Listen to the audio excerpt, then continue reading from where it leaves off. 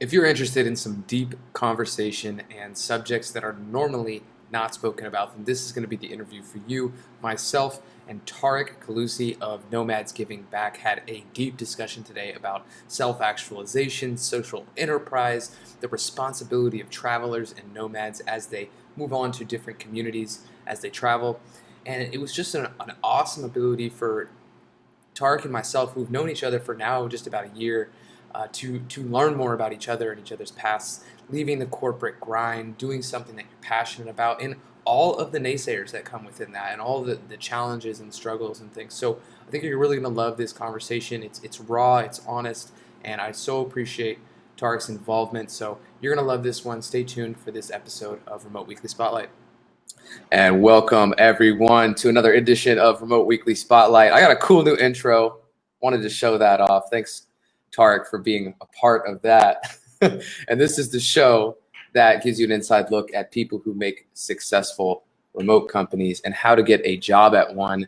And like I said, today I'm here with Tarek Kholoussey from Nomads Giving Back, which is a social enterprise that empowers expats, nomads, and travelers to give back to communities they call home away from home. And Tarek, you're a very interesting man. You've traveled to 100 countries, run 25 marathons. You've escaped the corporate rat race, 9 to 5, to work remotely. We're going to jump into all that good stuff. You've also grown your hair for, I think, 5 years straight. And before we get into a lot of these things, I think that this may be a little serendipitous, but I wanted to ask you if you remember what day that you and I met. That's so funny because I was going to mention the same thing to you. It's crazy, right? I met you, I was going to say June 29th. Or June, yeah, it was a running remote conference in Bali 1 year ago, like within a day or two of this, right? Yeah. So we met June 28th in Bali, Indonesia. Yeah, it is, very close. And I was rethinking about it. I was like, what if we're doing this interview on the same exact day? That would be wild. But there was no, we didn't coordinate that, or it wasn't something we thought about. So it's just kind of crazy how a couple of days ago was on the anniversary, I think. What's that? But the chat we had on the ambassador call. Yeah, you're right. That's wild. So I don't know. I remember in your talk, it was just like, what? So that's kind of something that what I was thinking about. But anyway, as we kind of get into this interview, I feel like a lot of the interviews that you do, you talk a lot about Nomads Giving Back and the social enterprise that you lead. And I wanted to also get into who Tarek is and how you got to where you are now. And I think you're someone who I notice talks a lot about self-actualization, learning more about yourself. I'm wondering, how are you different? How is Tarek different than the Tarek I met in Bali about a year ago? Different than a year ago. Okay. Well, first of all, Jordan, thanks for having me on the show. Of course. I'm a big fan of yours, and I love what you're doing and everything you stand for. No, seriously, I really am. And that intro was off the hook. Well done. I'm glad to be the first one with the intro on that. Yeah. So how am I different from a year ago from when I met you? I would say that I'm a year deeper into my new purpose in life, which has been about trying to inspire impact. So Nomads Giving Back started a year and a half ago. And so a lot of the growth and the progress we've made and challenges I've experienced all happened in this last year. So yeah, it's been one hell of a journey.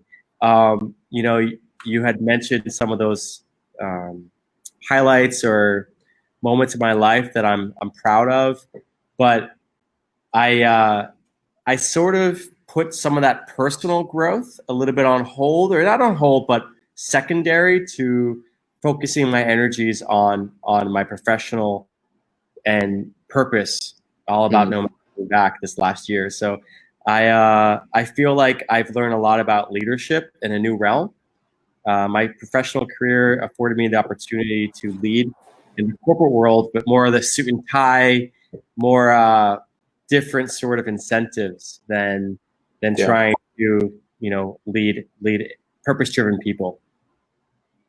Yeah. So you said something interesting where you talk about the personal stuff kind of becoming maybe not a backseat, but less of a priority than the business stuff that you're doing with Nomads Giving Back. I'm curious because you also talk a lot about identity. How does Nomads Giving Back fit within your identity as a person? Because we could easily get kind of wrapped up in what we do for work. And when you say like, oh yeah, your personal stuff is taking a second priority, how do you distinguish that?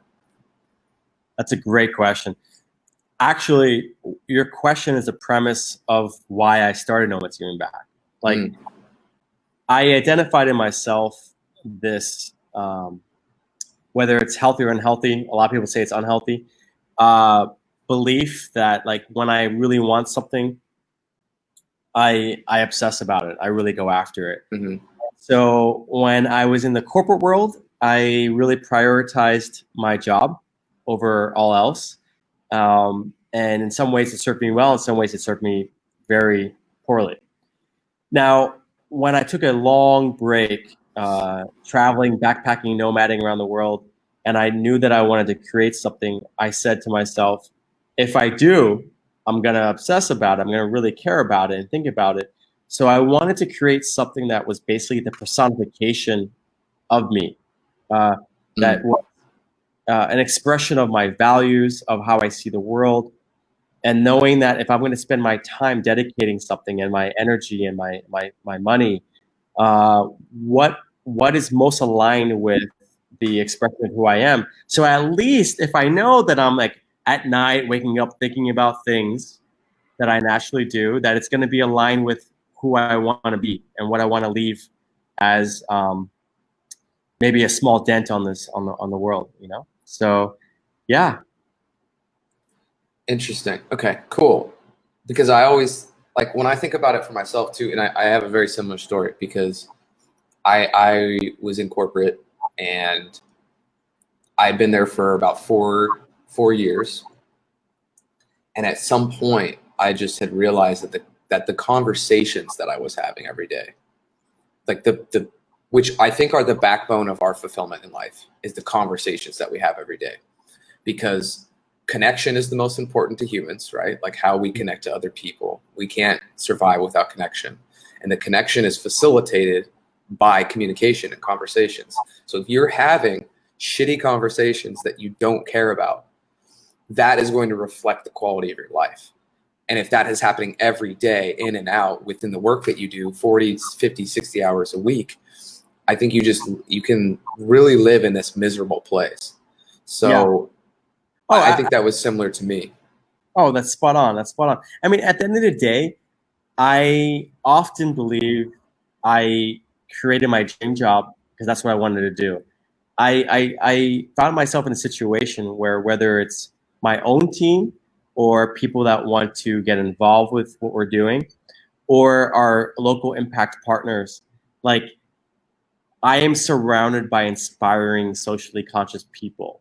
They often say like, if you can't, I've heard someone say once, if you can't find your tribe, create your tribe, Yeah. And I think it's really cool that naturally, based on what I'm doing professionally and quote professionally, I'm just being me. I'm just living my life, trying to honor what I think is important.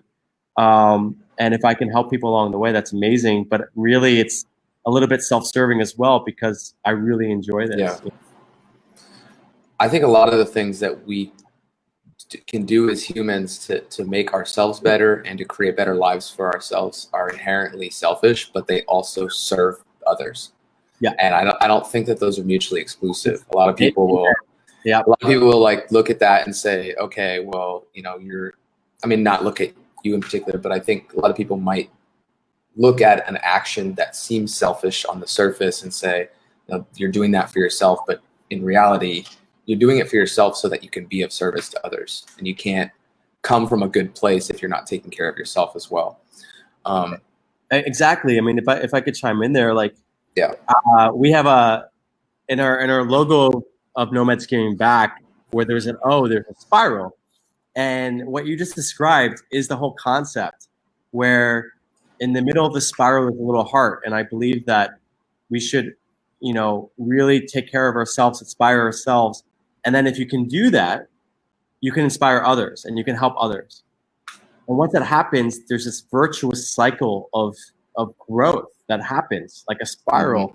And it's also representative of like a nomad journey. So I love the idea of that. It's not a fixed pie world or mentality where less for you is more for me. It's the opposite. Like, there's a life hack of gratitude, right? A lot of us have this gratitude exercise we do in the morning or in life. And I feel like giving is an extension of gratitude.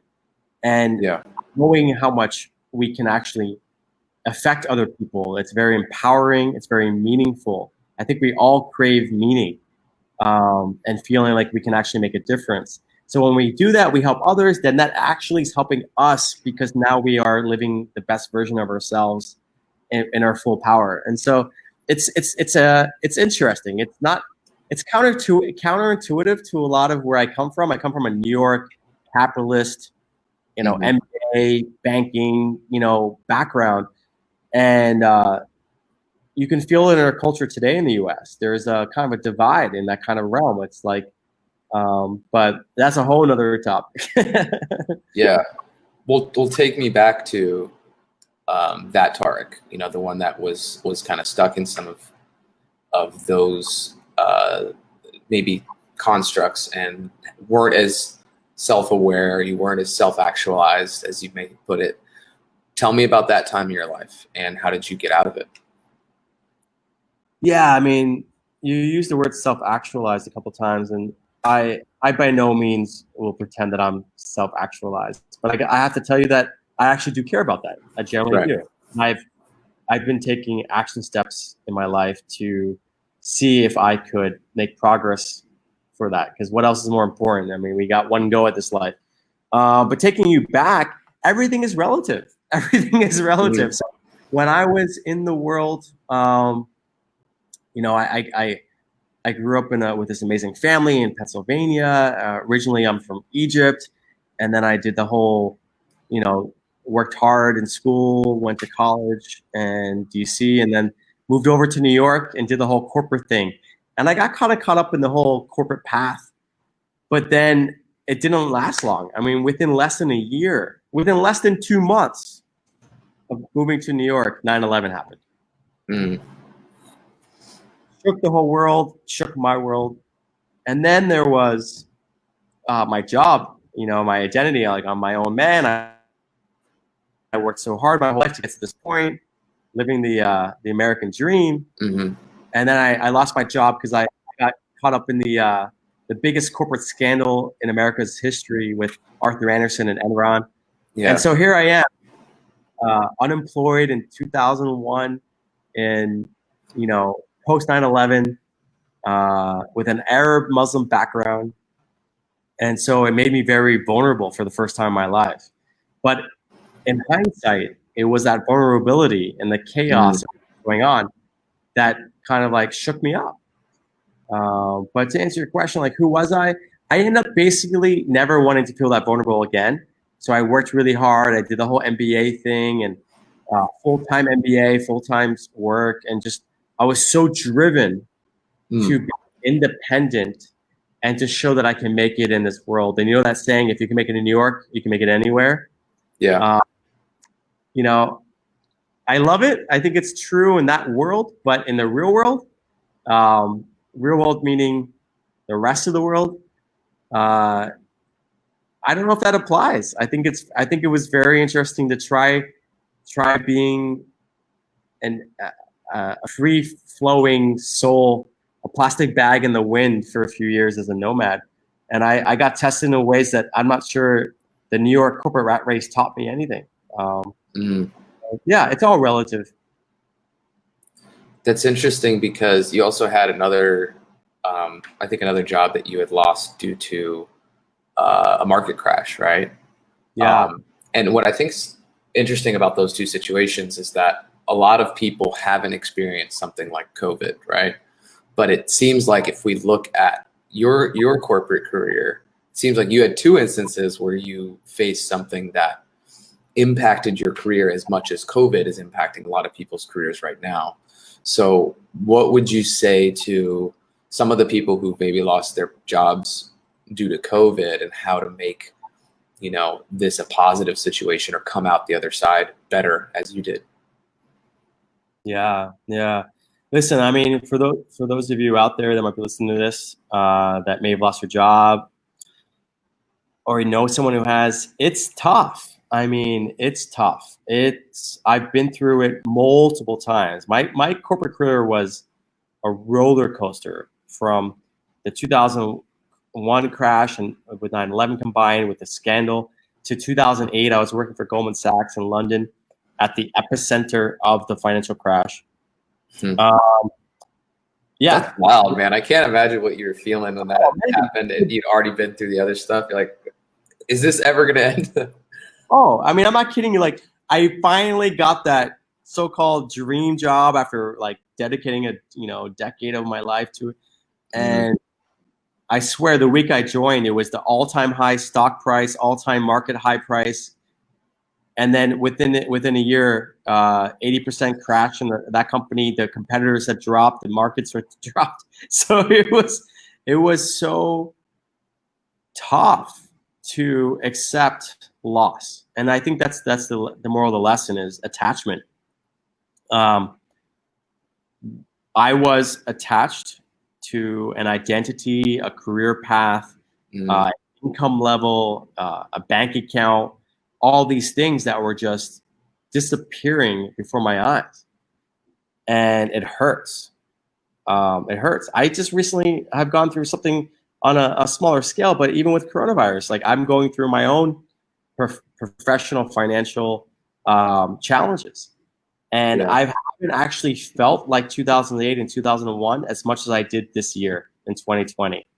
And it's interesting that July 1 is right now. And I feel like, I don't know if I coined this or if I just heard about this, but it's 2020 2.0 today, right? Like I'm going to recreate my 2020 right now, today, and realize that there's lows and highs in our journey. And there wouldn't be the highs unless there were lows. There wouldn't be gratitude or perspective on what we have in our lives unless we actually risked losing it. And at the end of the day, everything is temporary. All of it. So I feel like it's almost like death. Death is the worst thing. At the same time, it can be serve us so well, because what is life without death? What is abundance without loss? And those moments for people that are struggling with a career, I would say, don't ignore your feelings. Like don't say, oh, we have to just cheer up and everything's gonna be fine. Like sit in it, understand what's going on, but then really what it comes down to it is we have to build plans and a path towards progress. If it's professional goals or personal goals, we have to dig ourselves out of this, but in a way that's sustainable, Yeah, that's interesting. And I have a question for you that is actually from one of my friends. He's been through some similar situations where a job that he took was with a friend, and it actually became a big risk because he denied this other job that was a decent salary out of school, took this risk to go work with a friend of his who kind of screwed him over. Didn't end up paying him what he promised. The company, went under and everything went to shit. And now he's just really scared to take a risk, and he's felt like he's lost some of the prime years to make, a lot of money getting out of school, and he just feels behind. So he's been looking at, what his peers are doing, and he's in his mid-20s, and he's like, oh, I should be further along the chain. Like I should be higher in the corporate ladder. I should be making more money. I should be doing this. I should be doing that. And sometimes I don't I'm not always sure exactly what to say to him, because what you had just told me is like what I've been trying to instill in him. And I think that there's kind of an attachment that comes along with, especially if you haven't made that kind of money, or if you haven't had that experience in bigger corporate, some people still want it, right? And then once they experience it, it's like, oh, wow, okay, I get why people leave this. So what would you say to someone who hasn't experienced that, who maybe has that impression that they need to make that type of money to be happy and those sort of things? Yeah, that's a really good question. And I know how he feels. All right. So I would say, like, some people don't know this, but Jim Carrey is kind of a really interesting guy beyond his comedy career. Mm-hmm. And one of his lines, he gave the most amazing talk that really resonated with me, a graduation speech. Yep. But one of his lines is saying, like, I wish everyone could be rich and famous so they can realize life is not about being rich and famous. Something along those lines. I don't quote me verbatim, but that's really what it is that things are relative. So it's really about a mindset of understanding what you have and what you don't. And that's one of the reasons why I loved traveling and living in developing countries, because my last job, my last era in New York City, there were people, many of my friends and colleagues, making six figures, like top 0.1% of the world population income, who felt like failures. Yeah. So we don't actually need much money to live an amazing life. We don't. I know people who are looking at their careers and thinking where their environment is, that you need to have this because everyone that, keeping up with the Joneses, we need to have this money for this house and this respect and this car. I get that. I have been and still am in it. So my point is that what if we all took a step back and realized, actually, we don't need as much. And actually, I can have more. You have more choice if you reduce the demands that maybe are arbitrary and not actually real. That was like just questioning the whole framework on what we're saying is expected on us, like lowering expectations, getting creative. Here I am in Bali. And I love living in places like Medellin and all these kind of like nomad capitals, and amazing, beautiful places where the locals are living on like a small percentage of what we are. And I have to tell you that they are happier, from what I can tell and what they've shared with me, just having a beautiful family life with nature, with purpose in their lives, seem overall more content than my six-figure friends who are having issues with coping, with meeting the expectations of the pressure of their environment. Yeah, I think meeting the expectations of the pressure of their environment, that's a huge statement that I think rings really true. And I had felt that for myself too in corporate. And I'm wondering, you had some vices when you were in corporate life. Like, what are you willing to share with us as far as those vices and how you were able to take a step back and say, these aren't the things that are actually making me happy? Yeah, sure. So I feel like my story is not very unique in this respect, but when there's a lot of pressure on us, we tend to revert to stress releases, right? And comfort zones and escape. Yeah. And just, it's life, right? We're always trying to get rid of bad habits and get more positive habits. And so in my life journey, I found myself gravitating towards drinking in college. And then when it came after that, we would drink in New York and happy hours and this and that. But it's easy to sort of like probably realize that there's a level where it's not serving you well. So there's moments where I've definitely crossed that level with drinking in the culture of where I was from. And then smoking. I ended up smoking when I think I was like 14 years old. And I smoked for 23 years, even running marathons. Sometimes I would just smoke a cigarette after a marathon. I did quit 3 years ago. Thankfully, a close friend of mine, someone I really care for, got diagnosed with cancer. And we used to smoke for years together, working for a cancer hospital, no less. Wow. Sal. And when the moment he sent me an email saying that he got diagnosed, I was literally in the middle of a cigarette. I put it out. I haven't had one since. So Wow. I feel like there's moments for wake-up calls. So when we're talking about someone who may have lost a job to COVID, for example, sometimes what seems like a struggle is exactly what we need. You know, it's not what happens to us or what happens for us in this world.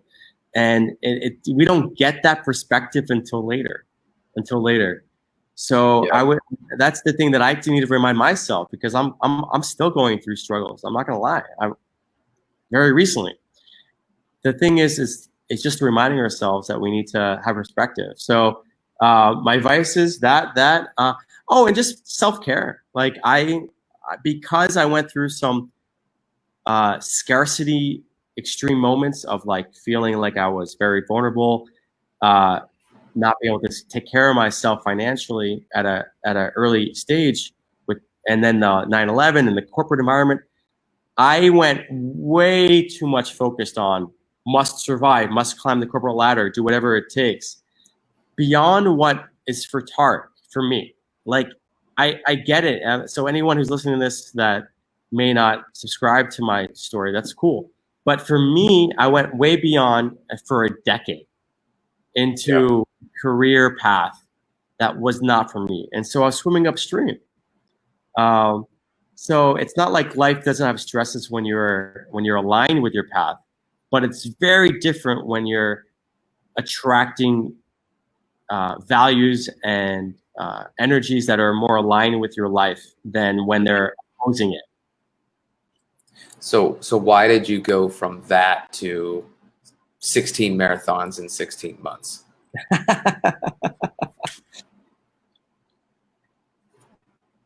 So I never thought I could run a marathon.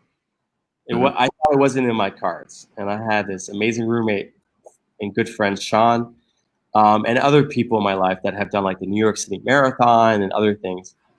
And I looked at them in admiration, but kind of like, oh, it's not me. It's not possible. And then at some point when things started leveling out in my life, I started to like dabble. I did like a 5K, and then it was so hard. And I started getting sort of this feedback and confidence in myself. And then it started to like continuously grow, like 5K, 10K, 21, 42. I did it double marathon a couple of times. Yeah.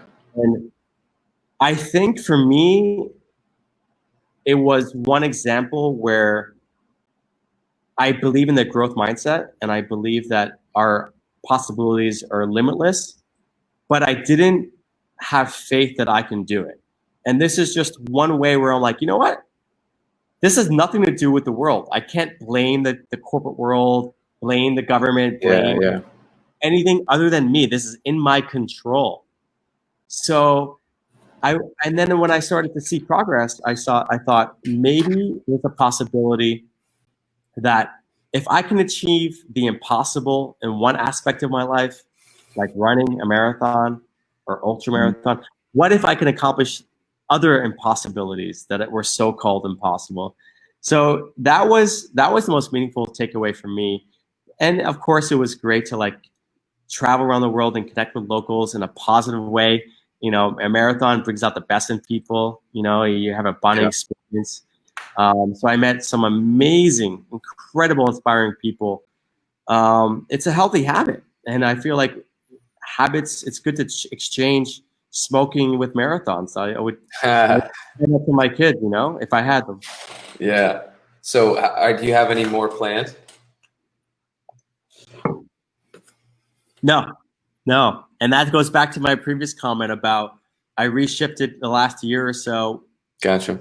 not necessarily out of necessity, but focusing on other goals in my life. And there's different phases in people's journeys with different priorities. So, but I would love to do another one, just to show that I can. Yeah, I've done two. To myself. I've done two. And oh no! Yeah, after the second one, I kind of said to myself, I don't think I'm doing that again. Like half marathons, I could do them all day. Like those are I think kind of the right amount where my body doesn't hate me afterwards, and it's still a challenge enough that it's like fun, but it's challenging. But yeah, maybe if you end up doing one, maybe we do one together. We'll see. Absolutely. I mean, the whole point is it's about living a healthy lifestyle. It's the symbolism of that. It's right. It's not for everyone. Yeah. Yeah, I agree. At least for me, it was, I think, the confidence builder, like you said, right? Like, because when you can gain confidence in one area of your life, you can transfer that in other areas. So I think pushing yourself to do something that is super uncomfortable and super difficult, I almost call it like manufacturing adversity, right? Like no one's holding a gun to you saying you have to run a marathon. But if you're telling yourself that you have to do it, and then internally you agree to that and go and do it, it just is such an incredible experience. So tell me more about the 100 countries. How do you choose where you go? Yeah. So when I was around 37-ish, like a year or two into my nomad journey, I set these 3 big goals for myself. And I wrapped them around mind, body, and soul. And I wanted to explore 100 countries to like expand my soul and grow my soul and nourish my soul. And for the body, it was 25 marathons. And for the mind, it was to create a social enterprise. So the 100 countries, honestly, it's not about the number. I actually don't think at all it matters how it's not a competition. It has nothing to do with that. For me, for my life, at a certain point, I set that goal because I was afraid I would revert back to my old life like I did already. Like there's a previous time where I started my journey. I fell back into my corporate life. It was a big mistake for me. And so I wanted to set like a 1,000-day goal. 1,000 days before my 40th birthday, I set those 3 big goals. And I wanted to do it so that I can stay course. I've made it public to stay accountable, to get the energy of people. And, to answer your question about which countries, well, I'm very curious about different cultures, different people. I feel like every time I go to a new place and create a brand new distinct memory, it becomes imprinted in my mind. Like if you name the country of any one of those 100, right now I can tell you like where I was, what I remember, who I met. Or I could have just stayed in my normal life. And maybe that kind of blends all together. So that's where I saw the value in that, is that I love to learn from other cultures. I chose my countries based on just exploration. Like I would go anywhere happily. Now I have to tell you though, since I hit that goal more than a year ago, I don't think I've been to a new country. Like I haven't run another marathon. I haven't in a new country. I don't think it's about that. I think at the end of the day, my life, and I think maybe many others, it's not about exploring the world. It's about exploring within. And exploring the world for me has been a means to that end. And now that I've actually became more comfortable and curious about exploring within, that's what I've been focusing on.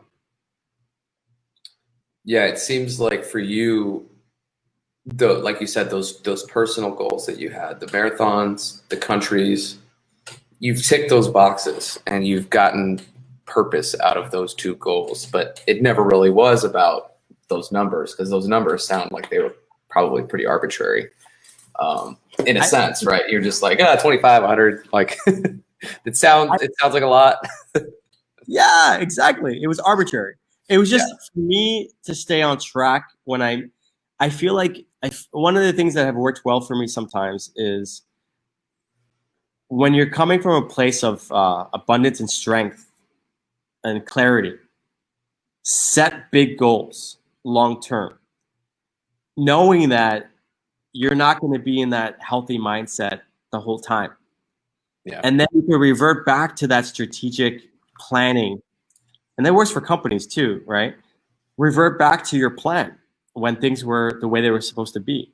And so for me, I knew that those habits were serving me well for that phase of my life.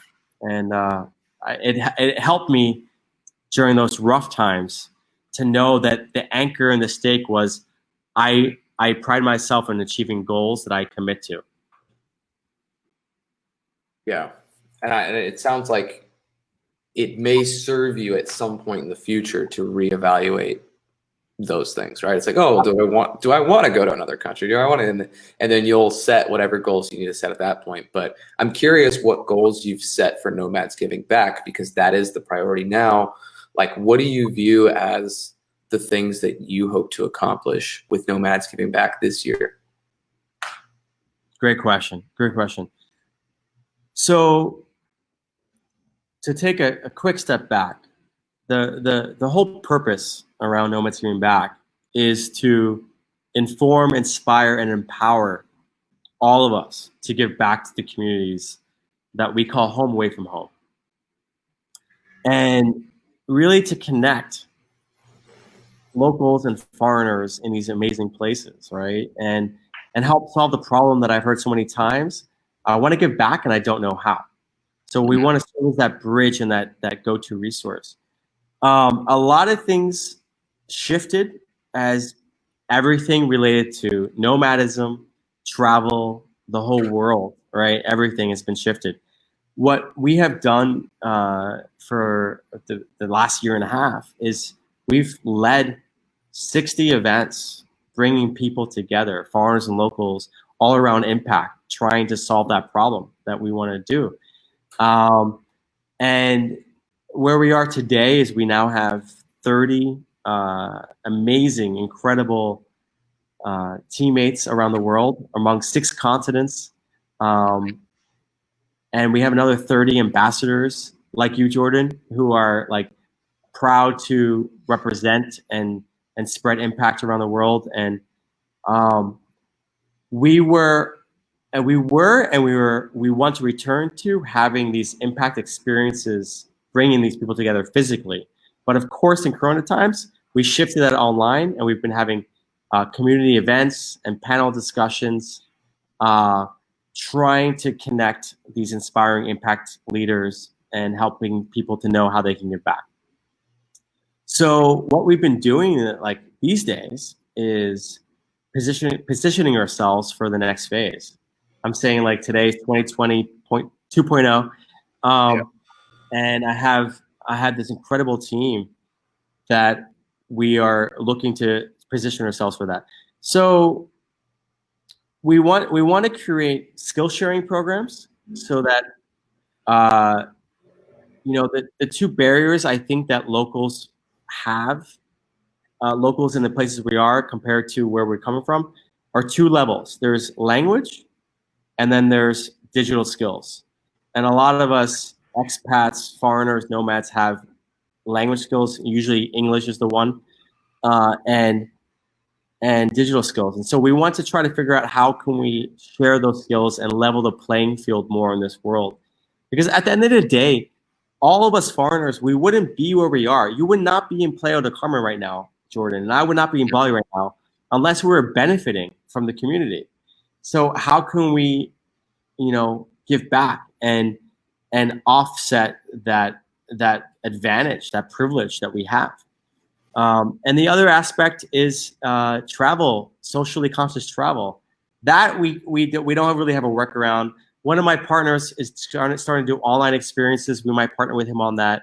But really, I'm looking forward to post-Corona days where we could take this next level. We're doing a volunteer matching program as well. So anyone who's listening that wants to give back, a quick plug is that there are ways you can volunteer remotely. And our partners are eager for your support. So if you want to check out our website, you can actually connect with local causes and give back from your Zoom call living room. That's great. We should let's plug that at the end too. We could put the site up, and I can make sure that link gets into the replay. That's awesome. I'm curious to know what do you view is a person's responsibility who travels to a foreign place? And let me pose it like this: does their responsibility change depending on how long they're there, or what is the in your perspective, what's the criteria for how someone might evaluate their responsibility to give back to a community? That's a really, really profound question, Jordan. So I would say, because I've been living abroad and I just know my lifestyle for like half a decade now, I really, and because my parents are from another country than the country where I was born and raised in, I feel like I really do look at the world as a global citizen. I don't really understand anymore people who identify so closely to a specific country or religion. And coronavirus and the travel restrictions that came from it have really sort of like shook me up and reminded me that, like, oh wait, no, a lot of the world doesn't think like you, Tarek. Like, yeah. It's visas, this, that. And then I realized at some point, when everything was shut down, I can only go to really one place where my passport is, the US. And that was when it was like a shock to the system, like, oh, like the world still sees you this way. You have to do this. And that's, these borders. And the reason I'm bringing that point about being a global citizen is that I see when people travel and are living in a place, whether it's 1 week, 1 month, 1 year, 10 years, does it matter?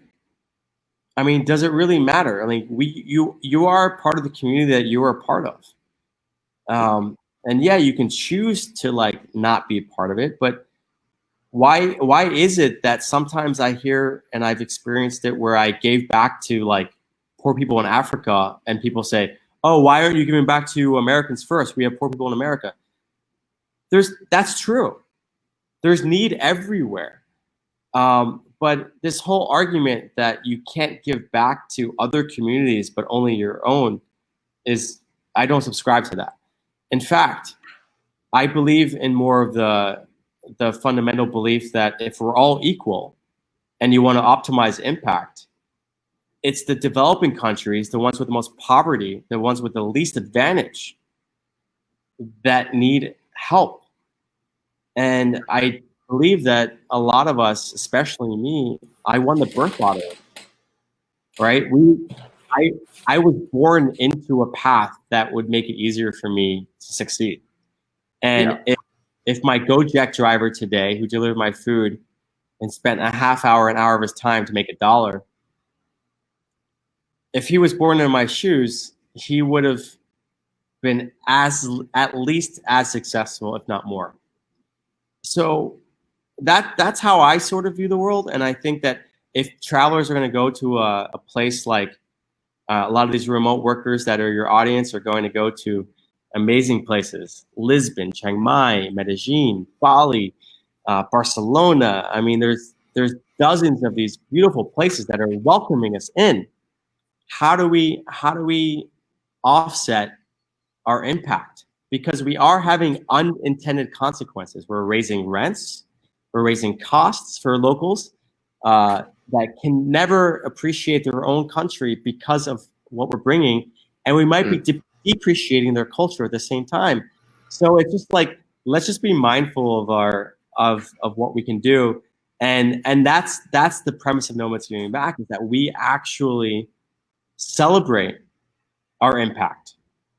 And I just rather all of us be more mindful, including myself, so that we leave the world and the places better than we came to them. And how do you measure that? Amazing question again. I'm full of them. Yeah. I guess that's why you're doing what you're doing. So let me ask you, how do you measure the quality of your interview? You can say, oh, how many views I got? Oh, did it feel right? So there's going to be quantitative and qualitative metrics, right? So I feel like sometimes people throw a question about measurement. I think if you can measure it, great, let's do it. Like when we do a plastic beach cleanup, one of my friends, Emma from Ocean Mimic, does beach cleanups. It's not even her business; it's just something that's aligned with her values, and she does it. And they weigh the bags of plastic you clean up. Volunteering, you can quantify the hours. Look at what you normally charge. You can do figure out when you do a fundraiser. You know, when we raised like the Bali Hope Ultra I did, when we raised 13 runners, raised nearly $100,000 to put 100 kids through school. Yeah, so that's crazy. There are metrics. They're available. But I would also just say this is beyond metrics. This is a belief system. It's a value system. Yeah. That I think it's important for us to realize that I think we know. Yeah.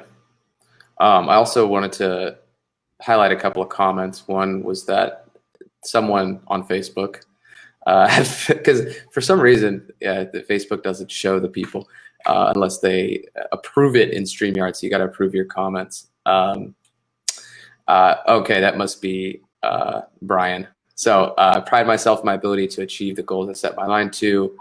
And then someone said, "My man," and I think that was probably Brian.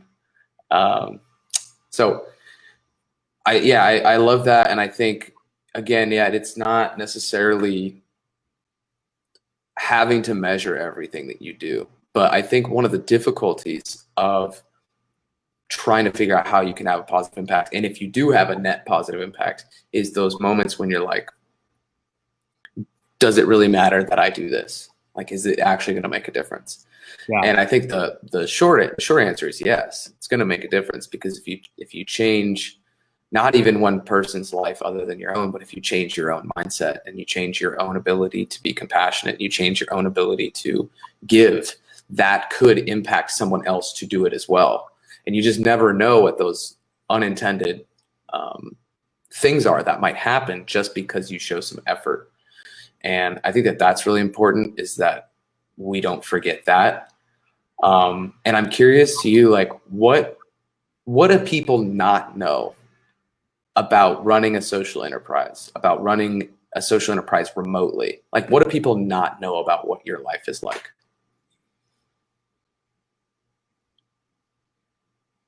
What's it with you and the good questions, man? This discussion, I've done a bunch of these. Luckily, last year, yours are more thought-provoking. So thank you for asking questions that are putting me out of my comfort zone.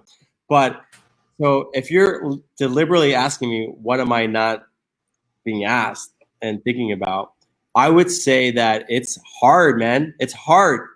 Yeah. Like, yes, I do sincerely believe I created my dream job, but it's hard. It's hard to be evaluated and judged because you're not doing it good enough. Even or you're not doing it a certain way, that you have to do things a certain way, and you'll never make everybody happy, right? Oh, absolutely. And I'm sure you and like people listening to this have gone through this or are going through this. Like, it's hard to be just constantly judged, evaluated. But the thing is, I'm doing this because I want to help. And so I'm actually not being paid, I'm paying. So I'm not, it's a funny situation to be in where I'm voluntarily putting myself in a position to sometimes be evaluated in a way that I'm like, well, it's different if I'm being paid for this, but I'm paying for you to give me this feedback. So that, honestly, I'm just being really honest, it has been sometimes a challenge of, like, you know, like a small example. You and I are both part of Gonzalo's Future of Work this week, right? Yeah. Gonzalo came to my meaningful movie meetup,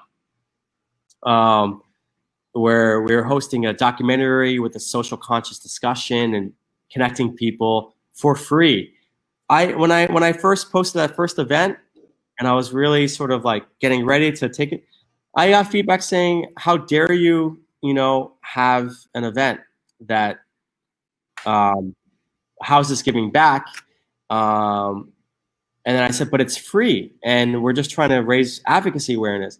And someone would say, "Oh, but then you should charge a fee and then donate it." And it was just like, so you were fine with Jurassic Park last week, but if I try to show a documentary for free and volunteer my time, then I'm being challenged. So I had to go through a bit of a growth process of being like, okay, I'm putting myself out there again, and realize that I'm convicted in my values, and you know, so that would be the best answer I could come up in terms of like what people don't ask me that I don't talk about is that I'm human too. I'm still growing, and it's interesting to see that I have a lot to learn as well.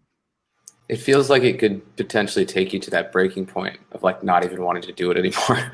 Like, just if you get those kind of comments and you're just like, really, like, you can't see my intention, you can't. But so spot on, Jordan, spot on.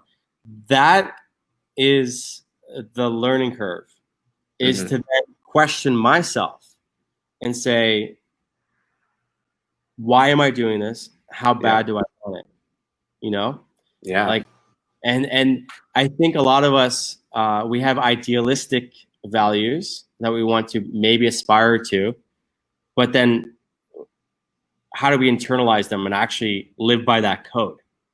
And so I've had those thoughts, but I'm glad I got challenged because it put me in a position to become more convicted and believe in. You know, I gave a silly example. There's others, but I gave a silly example, a minor example, just to show that, like, everyone that we admire, I admire a lot of people. I have a lot of role models. I can't imagine what happens if you were a fly in their wall, a fly in their room, you know, like listening to what's going on. And I think if someone who has a certain understanding of who I am, I just want to be vulnerable enough to share that, like, my God, like, I challenge myself all the time. I get challenged all the time. And I think afterwards, I'm thankful. During, sucks. But afterwards, I feel like we all grow from being challenged because that's where we grow. That's where we grow. Yeah. It's almost like ironic because I feel like the people that try to give back the most and do the most good are always questioned the most about their motives. That's like, and it's understandable because you have some people who have taken advantage of people's kindness and taken advantage of goodwill, and then it always raises those questions. But then when you get into a situation where it's like, yo, like, these are my intentions, this event's free, you know, I'm paying to do that, like, all those things just create this, I'm sure, I mean, I can only imagine just a level of frustration in that moment sometimes when you have to deal with that. But again, it goes back to questioning yourself, right? And actually challenging you to live to your full values regardless of what anybody thinks. Yeah, absolutely. You're spot on. You're spot on. I mean, yeah. One of the things, just in tandem to that question, was about leading this remotely, like having all these people around the world that you're leading a tribe, right? But you don't have contact with them, and then it's during a time where COVID, and the foundation of this business is actually getting people together. So how have you had to adapt leading remotely, especially during a time like this? Yeah. So I'm not gonna lie. I'm a bit old fashioned. I like the idea of people meeting face to face. I like the idea of when we meet for a session together, like a meeting, a dinner, or whatever, that we actually put our phones away and we talk and we connect. And I know that the culture was shifting already, but now with the pandemic and the social distancing, it's made things more challenging in that way. So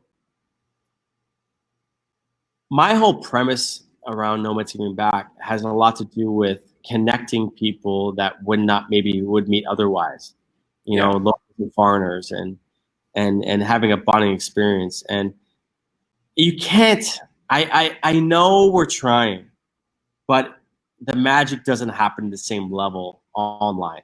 Like right now, Jordan, if you and I were sitting next to each other, this interview would be better. Yeah. It would be better. It just would. But it's better than not doing it at all.